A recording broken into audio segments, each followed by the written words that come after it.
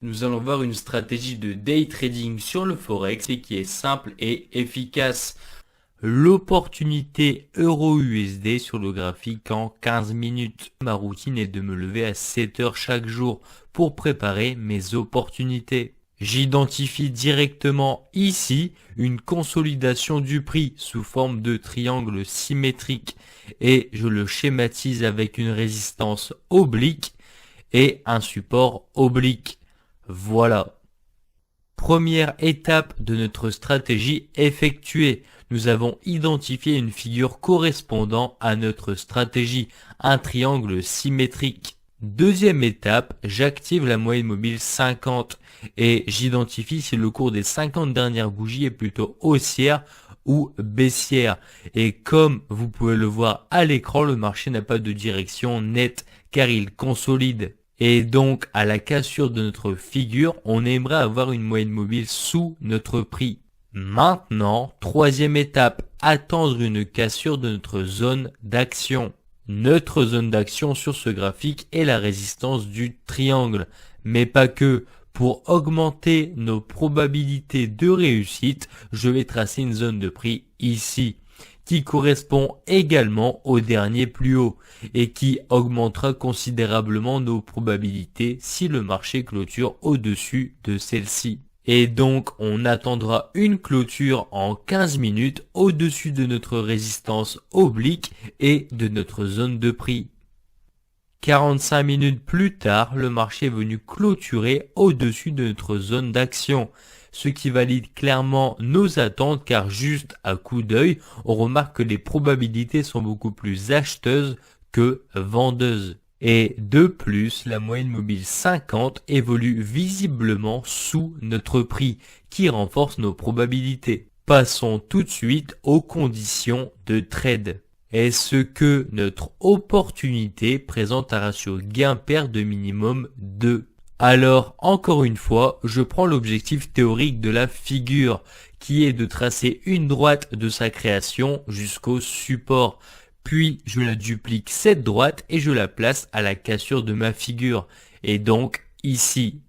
Ensuite, je prends mon outil position longue et je regarde si mon opportunité me présente un ratio supérieur ou équivalent à 2. Le stop loss sera placé en dessous de notre résistance du triangle, mais également sous notre zone d'action et sous la dernière bougie, comme ceci.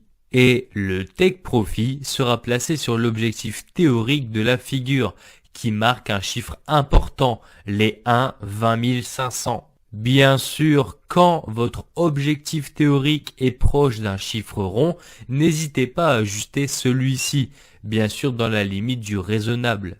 Et ce qui me donne un ratio gain-perte de 2,9. Vous risquez 1 pour potentiellement gagner 2,9, ce qui confirme la première condition. Deuxième condition, sélectionner des opportunités avec un temps d'évolution adapté au day trading. Et donc là, je prends ma règle de mesure comme pour les opportunités précédentes. Je démarre de mon point d'entrée jusqu'à l'objectif et je peux constater que mon trade prendra moyennement 10 heures à évoluer. Ce qui rentre dans nos confirmations car nous prenons position à 8h30 du matin et donc il ne sera que 18h30. Troisième condition, les annonces économiques. Deux annonces économiques prévues sur le dollar, une à 14h30 et une autre à 16h. Et donc, nous pourrons prendre en compte ces horaires pendant l'évolution de notre trade. Maintenant que toutes nos conditions sont valides et respectent notre stratégie, on peut prendre une position acheteuse sur notre opportunité. Quelques heures plus tard, on voit que 4 heures après notre prise de position, le marché a atteint notre take profit. Quatrième étape de la stratégie, comment manager votre trade. Sur cette opportunité, la seule chose qui était à faire pendant l'évolution du trade était de déplacer son stop loss au point d'entrée, après que le trade ait parcouru la moitié de son objectif. Et donc ici, vous aurez pu déplacer votre stop loss au point d'entrée. Maintenant, il ne vous reste plus qu'à identifier comment le marché réagit à votre take profit. Soit le marché traverse le take profit sans réaction, ou alors il crée une pattern de retournement. Et sur le take profit de l'opportunité euro-USD, le marché montre bel et bien des signes de retournement. Alors quels sont ces signes de retournement? Ici, on peut remarquer l'apparition de faibles corps de bougie qui marquent une indécision, suivie de plusieurs rejets de mèche sur notre take profit. Et pour confirmer le fait qu'il ne faut pas rester sur ce trade, on remarque l'apparition d'une bougie baissière qui englobe les 4 précédentes bougies. De plus, dans 2 heures, une annonce économique importante va avoir lieu et donc c'est une raison de plus pour sortir de ce trade. À partir de là, vous pouvez conclure qu'il y a de fortes probabilités que le marché se retourne et qu'il est préférable de couper sa position. Je coupe donc ma position ici, non pas sur mon take profit, mais à la clôture de la bougie englobante, qui me fait sortir de position avec un gain de 2.6, avec un risque de 1, même si potentiellement j'avais un gain initial de 2.9.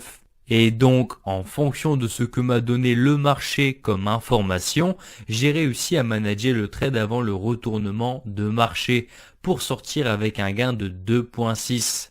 Ce qui fera encore une fois la différence entre les trades bien managés et les trades où vous plomberez tout votre profit car vous n'avez pas identifié une pattern de retournement sur votre take profit.